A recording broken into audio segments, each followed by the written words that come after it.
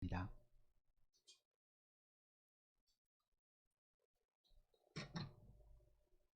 고린도전서 15장 1절로 2절 말씀 찾으신 줄 알고 제가 봉독해 드리겠습니다. 형제들아, 내가 너희에게 전한 복음을 너희에게 알게 하노니 이는 너희가 받은 것이요 또 그 가운데 선 것이라. 너희가 만일 내가 전한 그 말을 굳게 지키고 헛되이 믿지 아니하였으면 그로 말미암아 구원을 받으리라. 아멘. 풍차, 튤립, 그 다음에 2002년도 한일 월드컵 때 우리나라 축구대표 감독 맡았던 그 히딩크, 그러면 떠오르는 게 네덜란드죠. 이 네덜란드의 황금기는 17세기라고 합니다.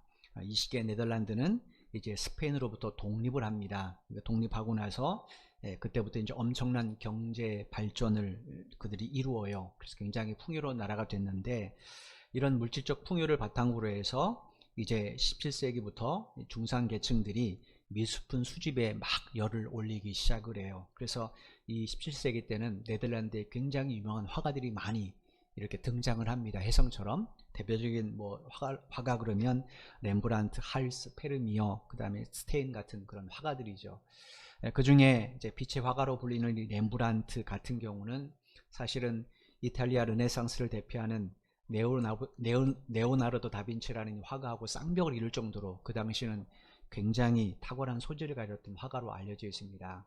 그런데 이 렘브란트의 가장 큰 특징이 뭐냐면, 이분이 그린 그림 가운데는 유독 예수님의 십자가와 관련된 그림들이 굉장히 많다는 거예요. 다른 그 시대는 이제 이 기독교가 이 로마 카톨릭이 유럽에 있었고 그 다음에 개신교도 있었기 때문에 사실은 많은 성화들이나 조각가들이 나왔지만 렘브란트는 특별히 더 많은, 자기가 많은 작품 가운데 많은 것으로 예수님의 십자가 이야기, 그 다음에 부활의 이야기, 성경 이야기를 그렸다고 그래요. 그가 왜 이렇게 예수님의 십자가 관련된 그림을 많이 그렸는가? 거기에 이제 이런 동기가 있답니다. 이분이 27살 때 그 십자가에 못 박히신 그리스도를 좀 그리게 되었답니다. 그런데 이분이 이제 그 그림을 그릴 때 사실은 자신은 역작의 영광을 기대했어요. 사람들이 이걸 보면서 와, 역시 이런 찬송도 받고 싶었고 그런 마음을 기대하고 열심히 이제 십자가에 달리신 예수님을 그렸습니다. 그 상황들, 예수님이 십자가의 가운데 달리시고 좌우편에 강도들이 있고 그 다음에 그 밑에 군중들이 쭉 있잖아요. 그죠? 특별히 이제 이 렘브란트가 그릴 때 가장 심혈을 기울인 장면이 뭐냐면 예수님 그 십자가 주변에 있는 군중들이에요. 그 군중들의 얼굴들, 그 다음에 그런 걸 자기가 성경 읽고 묵상하면서 아마 그렸던 것 같아요.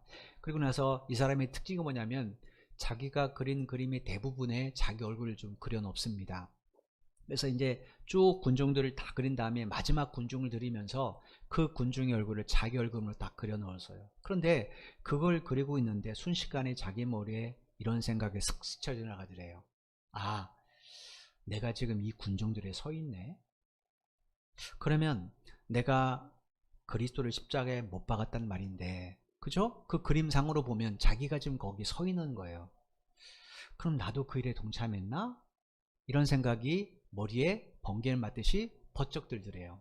근데 그 생각하는 순간 자기도 모르게 하염없이 눈물이 막 쏟아지더래요. 그리고 자기 귓가에는 십자가 양편에 대못을 박는 그 망치 소리들, 그 다음에 비명을 지르며 고통하는 예수님의 울부짖음, 그 다음에 그 밑에 한편으로는 예수님을 조롱하는 무리가 있었겠죠. 한편에는 예수님을 바라보면서 가슴을 찌며 슬퍼하는 무리도 있을 겁니다. 그 함성 소리가 막 귀에 막 쟁쟁하게 현장처럼 울려 퍼지더래요. 그래서 너무나 이게 감당이 안 되니까 귀를 막고 막 고개를 휘저으면서 그렇게 괴로워하는데 자기도 모르게 자기 입술에서 이런 말이 흘러나오더래요. 맞다, 내가 바로 예수님을 십자가에 못 박은 공범이다. 이게 자기도 모르게 그 말이 흘러나오면서 그때부터 자기도 절제할 수 없는 대성통곡을 막 하기 시작했답니다. 보통 여러분 이제 회심을 경험하신 분들은 그 회심의 순간에 나도 모르는 통곡이 막 터져 나오는 것 다 경험하셨을 거예요.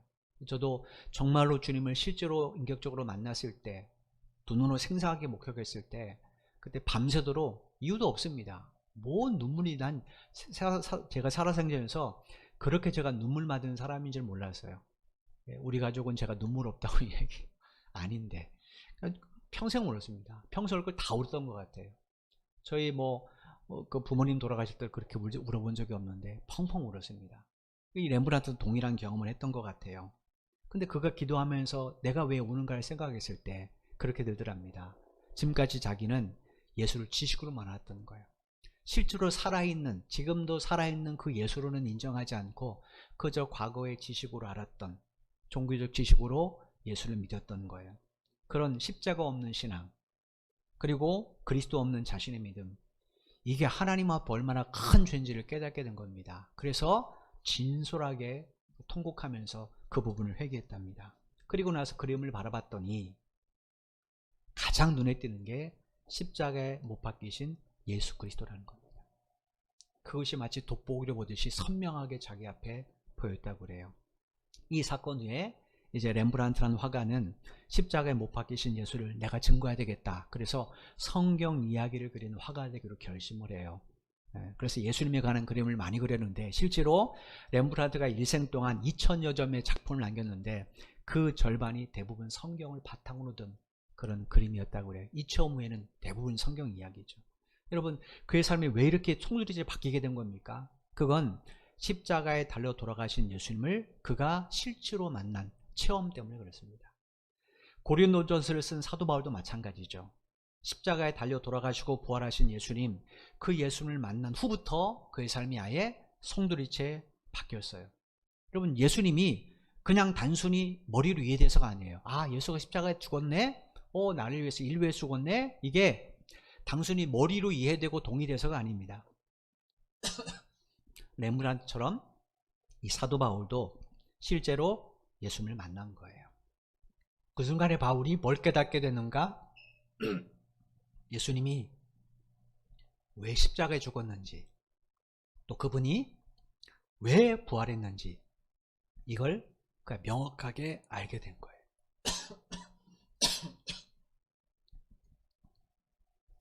그래서 그가 로마서 4장 25절에 이런 고백을 합니다. 로마서 4장 25절입니다.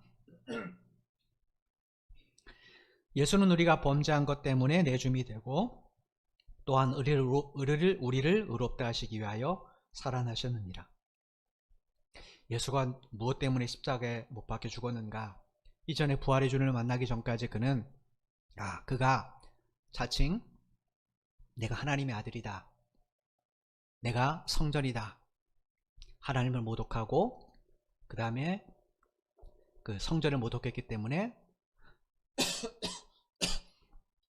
죽어 마땅하다 이렇게 생각을 했습니다. 그 죄 때문에 죽었다고 생각했어요. 예수 그 개인의 죄 때문에 그가 죽게 된 것이다 이렇게 생각했던 겁니다. 그런데 예수를 만나고 나서는 뭘 깨달았는가? 아니다. 예수님은 나 같은 죄인을 구원하기 위해서 십자가에 죽으셨구나. 다른 말로 하면 하나님께서 우리를 죄와 사망으로부터 구원해 주시기 위해서 우리 대신 당신의 아들 예수 그리스도를 십자가의 대속물로 내어줬다라는 거예요. 넘겨줬다라는 거예요. 이걸 깨닫게 된 겁니다. 그렇게 십자가에 달아 돌아가신 예수님이 여러분 아시는 것처럼 사흘째 되는 날 다시 살아나셨어요. 사도 바울은 이게 인정이 안 됐죠. 어떻게 죽은 사람이, 그렇게 완벽히 죽은 사람이 사흘 만에 다시 부활할 수 있는가? 이거는 그 시신을 제자들이 훔쳐갔거나 아니면 거짓말이다. 근데 자신이 그 부활하신 예수님을 만나게 되는 거예요.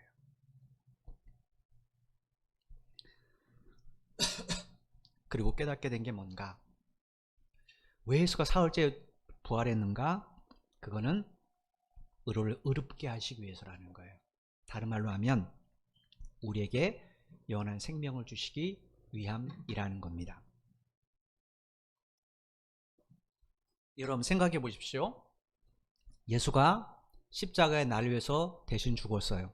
자, 그것으로 끝났다면 우리도 죽으면 끝나는 겁니다.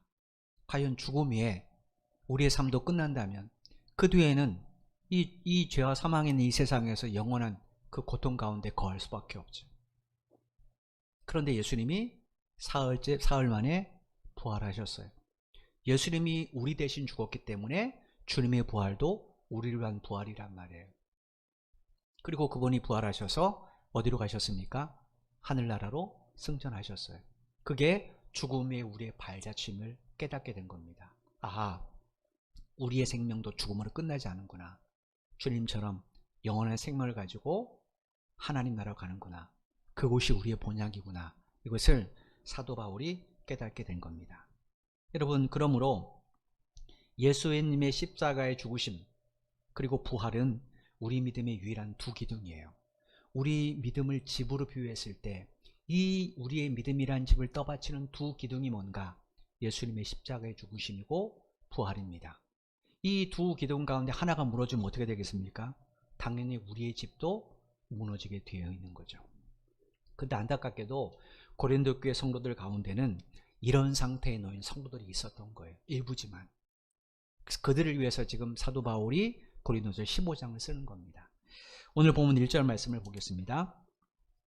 형제들아, 내가 너에게 전한 복음을 너희에게 알게 하노니 이는 너희가 받은 것이요 또 그 가운데 선 것이라.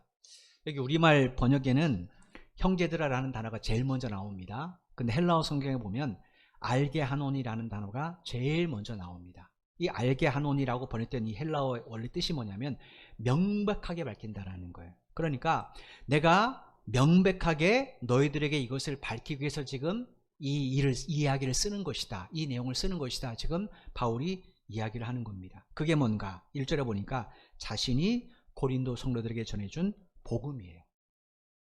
바울이 왜 고린도 전서라는 긴 편지를 썼는가? 그건 고린도 성도들에게 전해준 이 복음을 다시 재확인시켜주기 위해서 그렇습니다. 여러분, 고린도 성도들이 어떻게 예수를 믿게 됐습니까? 어느 날 바울이 고린도에 왔습니다. 와서 그가 예수 그리스도의 복음을 전하기 시작했어요. 예수님에 관한 모든 내용을 다 전한 겁니다. 예수가 누구인지, 왜 십자가에 죽었는지, 왜 부활했는지 이 사실을 사람들에게 전했어요. 그랬더니 그들이 이 바울이 전한 복음의 내용이신 주님을 마음의 실제로 믿음으로 받아들여서 그 믿음 위에 굳게 섬으로 고린도 교회가 시작이 되었잖아요. 그죠? 그런 교회가 왜 지금 이렇게 문제가 생겼습니까? 그건 그 복음에 지금 문제가 생겼기 때문에 그래요. 즉 그들이 그 복음의 내용에 대해서 뭔가 잘못된 신앙으로 갔기 때문에 그렇습니다. 그러니까 바울 입장에서는 다시 그 복음을 확인시켜줘서 그 복음 위에 모든 성도들이 굳게 해야 교회 문제가 사라지죠. 그래서 바울이 지금 이 고린도전서를 쓰는 겁니다. 따라서 고린도 교회 성도들이 서 있는 믿음의 발판은 뭔가? 복음입니다. 교회됨의 증거도 우리가 그리스도인 됨의 증거도 다 어디 있는가? 사실은 복음입니다. 복음이 우리의 기초고 복음이 교회의 기초예요. 그 복음이 뭡니까? 예수님의 십자가의 죽으심과 부활이에요. 따라서 성도들이 정말로 중요하게 생각하는 게 뭐냐면 내게 전해주는 이 복음을 굳게 지키는 겁니다. 지금 고린도 교회의 문제가 뭔가? 이 믿음을 굳게 지키지 않았기 때문에 그래요. 마치 다른 당상처럼 나는 어차피 천국 가니까 하고 그리고 복음을 중요하게 생각하지 않고 자기 방식의 신앙생활을 더 중요하게 생각해서 지금 이런 문제들이 일어나고 있는 거잖아요.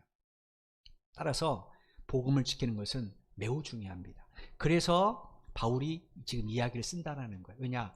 복음이 무너지면 믿음도 무너지고 교회도 무너집니다. 바울이 지금 1절에서 그 이야기를 한 겁니다. 그 다음에 2절 말씀 보십시오. 너희가 만일 내가 전한 그 말을 굳게 지키고 헛되이 믿지 아니하면 그로 말미암아 구원을 받으리라. 이 2절도 1절처럼 똑같습니다. 우리말로는 너희가라고 먼저 되어 있는데 헬라어 성경에 보면 그로 말미암아 구원을 받는다라는 거예요. 그러니까 무엇으로 말미암아 구원을 받는다는 건데 그로 말미암아가 도대체 뭘 의미하는가? 그 뒤에 있는 구절을 보시면 됩니다. 바울이 그들에게 전해준 말, 그게 뭐겠습니까? 복음이죠. 그 복음을 굳게 믿고 지키면 구원을 받는다라는 거예요. 그러니까 구원에 있어서 매우 중요한 게 뭡니까? 복음을 굳게 지키는 거예요.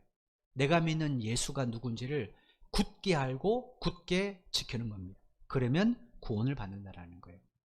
이 말을 여러분 거꾸로 뒤집어 보십시오. 그럼 우리가 무슨 사실을 아는가? 복음이 아니고는 인간을 구원할 만한 것이 세상에 없다라는 거예요. 그래서 사도들이 뭐라고 전했습니까? 천하 인간에 구원받을 만한 이름을 주신 적이 없는데 예수 이름 외에는 구원을 못 받는다라는 거예요. 왜냐하면 예수님이 복음이니까. 그 복음 외에는 구원을 받지 못합니다. 그러니까 예수 믿는 사람이 해야 될 일이 뭡니까? 그 복음이신 예수님을 굳게 믿고 지키는 거죠. 그 예수님을 가리켜서 요한복음에 하나님의 말씀이라고 비유했기 때문에 예수를 믿는다는 것은 곧 성경에 기록된 모든 말씀을 내가 믿고 따른다는 것을 전제하는 겁니다. 그러면 곧 말씀을 굳게 지키는 것과도 같은 이야기인데 도대체 말씀을 굳게 지킨다는 게 무슨 의미인가 좀 생각할 필요가 있죠. 말씀을 굳게 지킨다는 것은요, 성경에 기록된 내용이 훼손되지 않도록 지키는 것을 의미합니다. 말씀이 성경에 기록된 내용이잖아요. 그러면 생각해 보십시오. 대통령을 경호하는 경호원의 임무가 뭡니까? 그 대통령을 지키는 거예요. 그죠? 경호원의 임무는 대통령을 지키는 겁니다. 근데 그 경호원이 자기가 이 임무를 수행하겠다고 해서 지금 대통령이 대중 앞에서 국정 운영에 대한 발표를 해요. 기자들 쫙 깔려있고 일반 시민들도 있습니다. 근데 이 경호원이 나는 대통령을 지키는 게 내 의무야. 이건 난 여기 충성 다해야 돼. 그래서 지금 국정연설을 하는 대통령 앞을 딱 자기가 가로막아요. 그럼 이 사람은 어떻게 될까요? 잘리죠. 이거 뭡니까? 그건 경호원 자격이 없는 거예요. 경호원의 자격이 어디 있습니까? 분명히 대통령이 직무를 잘하도록 지키되 언제나 모든 초점은 누구에게 향해야 됩니까? 자기에게 향하면 안 되죠. 그죠? 대통령에게 해야 됩니다. 국민들의 시선도, 여론들의 초점도, 카메라의 초점도 다 누구에게 향해야 됩니까? 대통령에 향해야 되죠. 자기에게 향하면 안 되잖아요. 이게 경호원의 임무란 말이에요. 믿음을 지킨다는 것도 마찬가지예요. 나의 일거수일투족 때문에, 나의 생각 때문에, 나의 언행 때문에 하나님의 말씀이 훼손된다. 이거는 믿음을 지키는 게 아니죠. 말씀을 지키는 건 아니죠. 바꿔 말하면 내가 보이는 것이 아니라 내가 어느 자리에 가서 앉아있든 뭐가 보이게 하라는 거예요? 하나님의 말씀이 보이게 하라는 거죠. 예를 들어서 목사인 제가 큰 잘못을 범합니다. 그럼 사람들이 저를 개인적으로 욕할까요? 목사가 돼서 그러죠. 그 다음에 뭡니까? 제가 자는 모든 메시지를 안 들으려고 그러죠. 설교해도 지나 잘하지. 그죠? 설교 내용이 안 들립니다. 그럼 저는 뭐 하는 겁니까? 말씀을 지키는 것이 아니고 말씀을 훼손시키는 거죠. 근데 반대로 제가 하나님 말씀을 전하고 그 말씀대로 살려고 나름대로 노력을 해요. 그걸 보면서 역시 목사는 달라. 그러면 나중에 그 사람이 교회 출석회에서 제 설교를 들으면 못하게 되겠습니까? 그 소리를 하나님의 음성으로 듣겠죠. 이게 말씀을 지킨다는 거예요. 저나 여러분은 그리스도인입니다. 근데 우리가 나가서 무슨 언행을 하는데 세상 사람들도 하지 않을 그런 언행을 하게 되면 어떻게 되는가?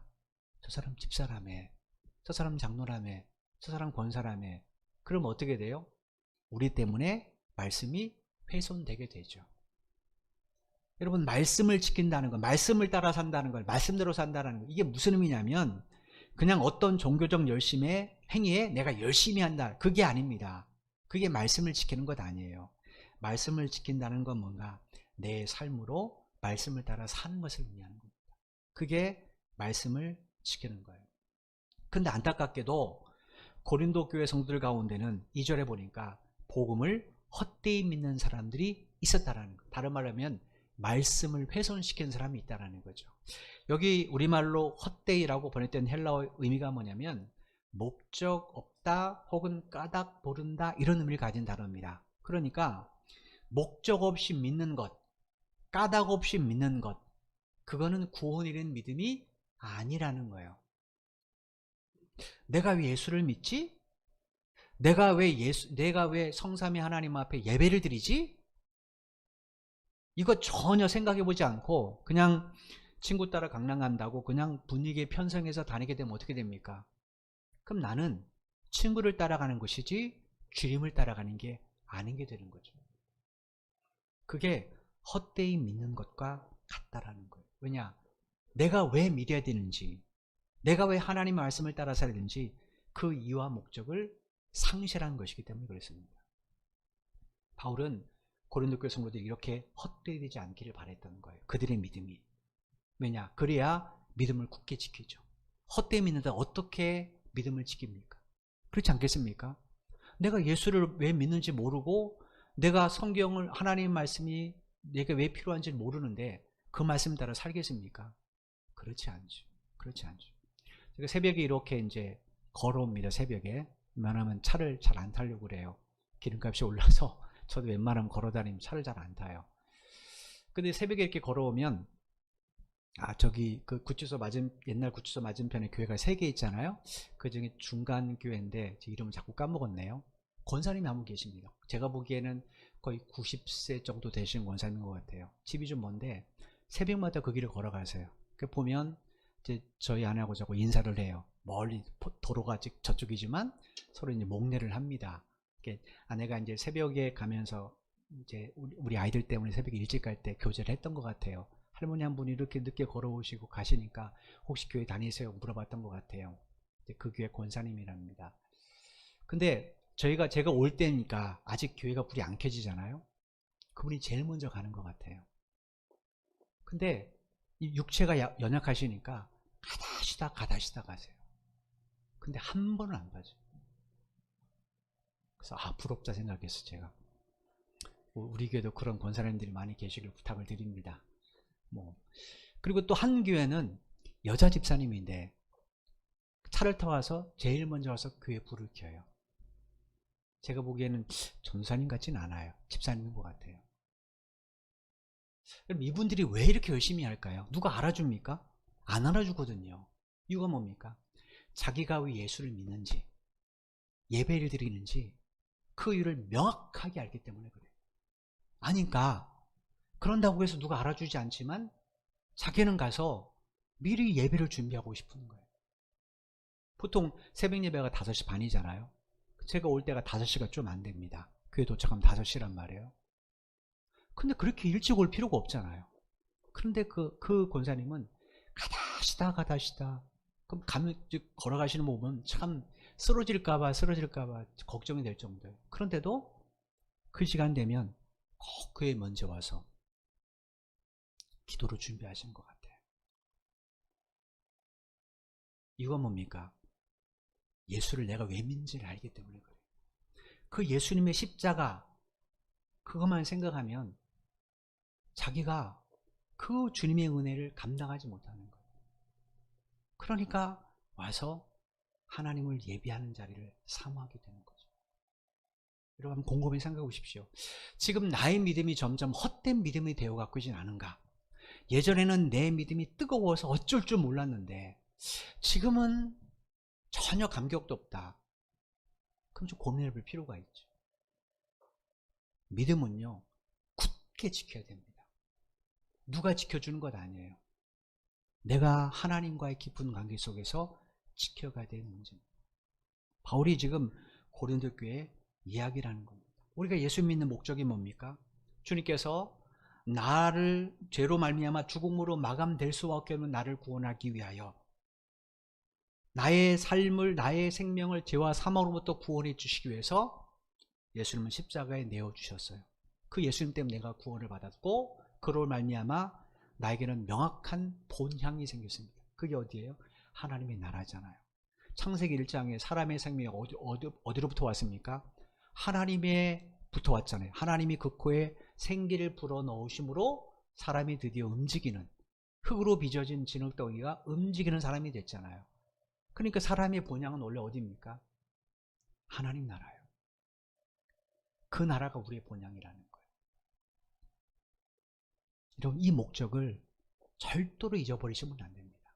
결코 이걸 가볍게 생각하시면 안 돼요. 여러분의 믿음을 지켜나가셔야 된다는 거예요. 여러분 사도 바울이 고린도 성도들에게 전해주는 이 복음은 세상의 학문을 통해 얻은 것도 아니고 바울이 개인적으로 부처처럼 깨달아서 얻은 철학적 이론도 아닙니다. 3절에 보시면 바울은 이 복음을 주님으로부터 받았다고 고백을 해요. 부활하신 예수님께 바울은 이 복음을 받았어요. 사도 바울이 어떻게 예수를 믿게 됐습니까? 사도행전 9장에 보면 다메섹으로 가던 길 위에서 부활의 주님이 자기를 만나 주셨기 때문에 만났어요. 이전까지 바울은 철저하게 예수를 부정하고 혐오했던 사람이에요. 예수가 혐오스러우니까 예수를 믿는 사람들도 다 어때요? 혐오의 대상인 거죠. 그래서 교회를 박해하고 성도를 핍박하는 그 일에 그는 늘 앞장섰던 거예요. 그리고 지금 부활하신 예수님을 만나는 그날도 다메섹에 있는 그리스도인을 붙잡기 위해서 지금 사람들이 이끌고 가는 도중이었다는 거예요. 근데 그날 주님께서 자기를 만나 주셨어요. 그리고 그에게 이렇게 말씀해 주셨습니다. 사도행전 26장 15절 18절 말씀입니다. 내가 대답하되 주님 누구시니까? 주께서 이르시되 나는 내가 박해하는 예수라. 일어나 너의 발로 서라. 내가 내게 나타난 것은 곧 내가 나를 본 일과 장차 내가 내게 나타날 일에 너로 종과 증인을 삼으려 함이니 이스라엘과 이방인들에게서 내가 너를 구원하여 그들에게 보내어 그 눈을 뜨게 하여 어둠에서 빛으로 사탄의 권세에서 하나님께로 돌아오게 하고 죄사함과 나를 믿어 거룩하게 된 무리 가운데서 기업을 얻게 하리라 하더이다. 여러분, 부활하신 예수님께서 그날 바울을 찾아오셨어요. 사도행전 9장의 이야기를 지금 바울이 간증한, 사람들에게 예루살렘에서 체포돼서 간증한 내용이 26장이거든요. 그 말에 의하면, 그의 고백의 간증에 의하면 부활하신 주님이 그날 자기를 찾아오셔서 뭐라고 말씀하셨는가? 바울아, 이제 내가 너를 나의 종과 증인으로 삼겠다, 이렇게 말씀하셨다라는 거예요. 여러분, 그런데 이 26장 16절에 우리말로 종이라고 번역된 이 헬라어는 뭘 의미하는 단어인가? 그 당시 배 밑창에서 노를 젓는 노예를 의미하는 단어란 말이에요. 여러분, 주 1세기 로마 제국을 배경으로 한 그 전쟁 영화들 한번 보십시오. 배너라든지 이런 영화들을 보시면 여러분 아신 것처럼 지금은 이제 배들이 엔진 같은 동력을 이용해서 가지만 옛날에는 아니잖아요. 범선이잖아요. 그런데 바람이 자기가 원하는 대로 가지 않지 않습니까? 전쟁해야 되는데 당장 앞에 적군이 있는데 바람이 맞바람을 치면 가기 힘들잖아요. 그럼 어떻게 됩니까? 노를 줘야 되겠죠. 그래서 옛날 로마 제국의 이 함정에는 맨 밑바닥에 노를 젓는 사람들이 있습니다. 대충 누구로 하냐면 노예들입니다. 전쟁에서 끌고 온 포로 가운데 좀 몸집이 좋은 사람들, 그 사람들을 잡아다가 함선에 태웁니다. 그리고 맨 밑바닥에 이제 노가 들어가는 구멍을 뚫고 이제 노를 젓게 하는 거예요. 그 노예를 가리키는 단어가 우리말로 번역한 종입니다. 그런데 그런 영화들 보시면 뭐냐면 그 배 밑창에 거기는요, 바깥을 내다볼 수 있는 창문이 없습니다. 이거 뭔가, 만약에 자기가 내다봤는데 자기 나라, 자기에게 도움이 될 만한 군대면 어떻게 됩니까? 이 사람이 반란을 일으킬 수도 있잖아요. 그러니까 그 배 밑창은 밖을 못 봅니다. 창문을 안 만들어 놔요. 그럼 어떻게 하는가? 여러분 아신 것처럼 그 맨 앞에 중앙에 북을 치는 사람이 있습니다. 그 북의 소리와 속도를 따라서 신호가 되는 거예요. 어디를 치면 이건 우연에 있는 사람만 배를 치는 노를 젓나 보다. 또 반대를 치면 이건 좌연이다. 그 다음에 그 북 치는 속도에 맞춰서 배 젓는 속도도 따라한단 말이에요. 생각해 보십시오. 이 노예들은 노를 젓습니다, 열심히. 그런데 배의 방향도 모르고 속도도 몰라요. 밖을 못 보니까. 그러면 이건 누가 정하는 겁니까? 그 함장이죠. 함장이 정합니다. 함장이 우연히로, 그 다음에 속도는 멋으로, 그러면 그게 전달돼서 북치는 사람이 그걸 노젓는 노예들에게 가르쳐 주는 겁니다. 그럼 노예들은 어때요? 거기에 맞춰서 열심히 노예를 짓습니다. 바울은 자기 인생이라는 배의 주인이 자기인 줄 알았습니다. 자기가 가고 싶은 대로 가고 하고 싶은 걸 하고 있었어요. 근데 부활의 주님을 만나고 나니까 자기 생명의 주인이 자기가 아닌 걸 알았어요. 나라는 생명의, 내 인생의 이 배의 주인은 내가 아니구나. 그럼 난 뭐 해야 되지? 내가 아니라 예수님이 주인이라면 난 뭐 해야 되지? 그분의 신호에 맞춰서 가라면 가고 오라면 오고 이쪽으로 가라면 그쪽으로 가고 이게 내가 할 일이구나 라는 것을 바울이 그날 내가 너를 종으로 삼았다 라는 이 문장에서 깨달았다라는 거예요. 그래서 이후에 바울은 어땠습니까? 자기 임의대로 살지 않습니다. 가라 하시는 곳에 가서 복음을 전하고 사역을 하게 되죠. 바울이 바로 주님이 자신을 이처럼 종으로 삼으셨다라는 것을 깨달았다는 거예요. 또 하나 증인으로 삼는다고 말씀하셨는데 이 증인이라는 헬라어는 두 가지 의미가 있습니다. 하나는 이제 증인의 의미입니다. 목격자라는 의미고 또 하나가 있는데 이게 순교자라는 의미를 갖고 있어요. 이게 왜 이런 의미가 있는가? 옛날 사람들에게 증인은 자기가 증언한 것에서 목숨을 거는 사람을 증인이라고 말했어요. 이유가 뭔가? 만약 이 사람이 증인으로 선 사람이 자기의 목숨을 지키기 위해서 진실을 은폐해서 거짓말을 했다. 그럼 어떻게 되는가? 그 사람 위증죄로 처벌받아야 되잖아요. 근데 지금 우리나라 법에 보면 법정에서 위증하면 5년 이하의 징역이나 1,000만 원의 벌금에 처합니다. 근데 옛날 왕정시대 때 왕 앞에서 위증하면 어떻게 됩니까? 당장 목이 날아가게 되죠. 그죠? 그래서 그 당시 사람들은 증인은 반드시 자기가 보고 들은 것에 대해서 목숨 거는 사람이다 이렇게 생각했던 거예요. 그게 의미가 있습니다. 그러니까 여러분 주님께서 바울에게 야 바울아 너는 이제부터 내가 나의 증인으로 삼겠다 내 증인으로 살아야 된다 라고 말씀하셨다면 그럼 바울은 지금부터 누구에게 목숨을 걸어야 돼요? 주님이죠. 그래서 바울이 주님을 위해서 순교한 것 아닙니까? 바울뿐입니까? 아니죠. 모든 가룟유다를 제한 모든 제자들도 주님을 위해서 순교 자리로 갔어요. 즉 그들은 주님이 주신 복음, 주님을 위해서 거기에 자기 목숨을 걸었다라는 거예요. 다른 말로 하면 그 복음을 따라 산 거고 그 말씀을 따라 산 거죠. 바울이 고린도 성도들에게 전한 복음은 이렇게 주님으로부터 직접 받은 복음이에요. 그러므로 그가 전한 복음의 출처는 세상도 아니고 바울의 개인적인 직도 아닌 겁니다. 누구예요? 예수 그리스도입니다. 그러면 고린도 성도들이 누구의 말을 믿고 누구의 말을 따라 살아야 됩니까? 당연히 예수님이잖아요. 근데 지금 고린도 성도들은 아시는 것처럼 누구를 믿고 누구를 따르고 있어요? 자기에게 신학적 영향을 준 사람, 자기가 보기에 믿음이 있다고 생각하는 그 사람을 믿고 따르는 거예요. 그래서 문제가 생긴 게 지금 파벌이잖아요. 왜 고린도 교회에 바울파, 게바파, 아볼로파, 그리스도파 이렇게 파벌이 나눠서 서로 분쟁합니까? 자기가 생각하기에 그 사람이 옳다고 생각하니까 나는 바울에게 세례를 받았어. 바울을 통해 예수 믿었어. 나는 아볼로인데 나는 게바인데 그들이 누구 이름을 세례 줬습니까?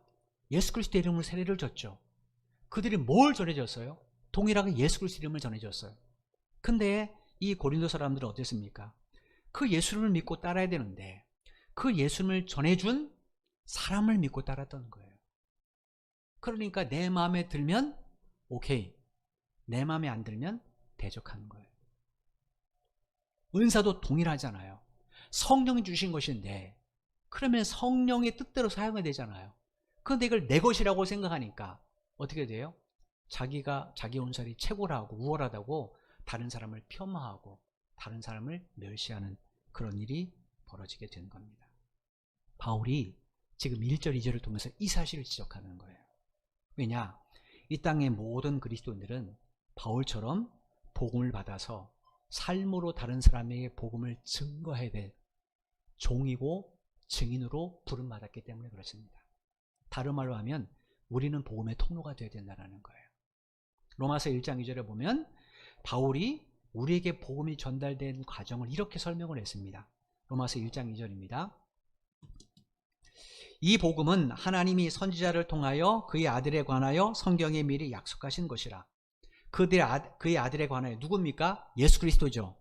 예수님의 이 구세주로서의 사역, 하나님께서 메시아를 보낼 것이고 그 메시아가 하나님의 아들이시고 그 메시아가 왜 이 땅에 왔는지 또 이 인류를 구원하기 위해서 무슨 일을 할 것인지 사역을 하나님의 선지자를 통해서 다 예언해 주셨단 말이에요. 그 선지자들이 이 복음을 듣고 어떻게 했습니까? 입 꼭 다물고 살았나요? 아니죠. 이거를 백성들에게 전해줬고 후손들에게 전해줬죠. 그리고 그 사람들은 또다시 그 복음을 어땠습니까? 자기들의 후손들에게 전해줬어요. 그래서 지금 성경이 우리에게 전해진 거잖아요. 그죠? 누군가 그 복음의 통로가 됐기 때문에 우리에게 복음이 전해진 거예요. 그런데 여러분 재밌는 게 로마서 1장 2절에서 선지자들을 통하여 그랬잖아요. 이 통하여라는 헬라어 단어가 굉장히 의미 있는 단어입니다. 이 통하여라는 헬라어는 파이프 같은 역할을 하는 의미를 갖고 있습니다. 파이프가 뭡니까? 물이나 공기나 가스 따위를 수송하는 데 쓰는 관이잖아요. 이 파이프에 하는 역할이 뭐예요? 자기에게 맡겨진 것을 그대로 전해주는 게 파이프입니다. 그죠? 만약에 파이프가 자기에게 왔는데 제가 딱 그 다음에 안 전해주고 가로막았다. 그럼 어떻게 됩니까? 사람이 공사해서 그거를 제거해버리죠. 그럼 그 운명이 다하는 겁니다. 파이프로서. 여러분, 이런 파이프가 자기에게 맡겨준 것을 그대로 전하려면 어떻게 될까요? 제일 먼저 자기 안을 깨끗이 해야 됩니다. 그렇지 않고 자기 안에 변질된 것들이 있으면 어떻게 돼요? 그러면 들어온 건 깨끗한 물인데 지금 파이프 안에 더러운 오염이 있어요. 그럼 나가는 물은 어떻게 됩니까? 오염된 물이 나가게 되죠. 그럼 그 물을 먹고 그 물을 그 파이프에 제공하려는 그 사람의 뜻이 온전히 이루어지겠습니까? 안 이루어지죠. 바울이 지금 그 얘기를 하고 싶은 겁니다. 여러분, 성경에 등장하는 거짓 선지자들, 이단들, 오늘날 이단도 마찬가지입니다.